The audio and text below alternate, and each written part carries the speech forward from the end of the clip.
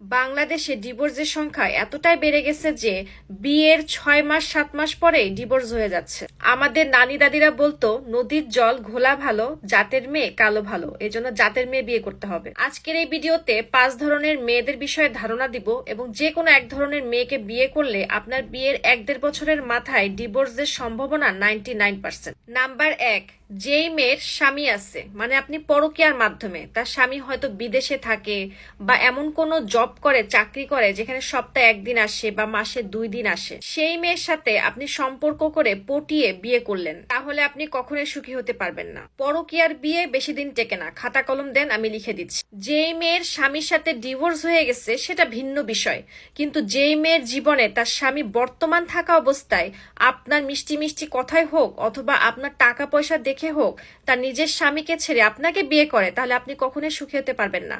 কারণ যে তার নিজের স্বামীকে ছেড়ে আপনার কাছে আসতে পারে, সে আপনার চাইতেও বেটার অপশন পেলে সে আপনাকে ছেড়েও চলে যাবে। এই জন্য যে নারীর বর্তমান স্বামী আছে, জীবিত আছে, স্বামীর সংসার করতেছে, সেই নারীকে কখনো পটিয়ে ভাগিয়ে বিয়ে করবেন না। নাম্বার 2, টিকটকার মেয়ে, যারা সারা দিন রাত টিকটকের লাইটের সামনে দাঁড়িয়ে ডান্স করে। খেয়াল করে দেখবেন টিকটকে 99% মেয়েরা হচ্ছে অসভ্য মেয়ে এবং টিকটক করতে করতে একসময় এরা মানসিক রোগী হয়ে যায়। আর টিকটকে কিছু মেয়ে আছে এমন কুরুচিপূর্ণ এবং অশ্লীল ভাবে ভিডিও বানায় যেটা চোখ দিয়ে দেখা সম্ভব না। যে সমস্ত মেয়ে পড়ালেখার টাইমে সারা দিন রাত টিকটক করে, তাদেরকে বিয়ে করলে আপনি কোনো দিনও সুখী হতে পারবেন না, কারণ তারা চাইবে টিকটক থাক, স্বামী চলে যাক।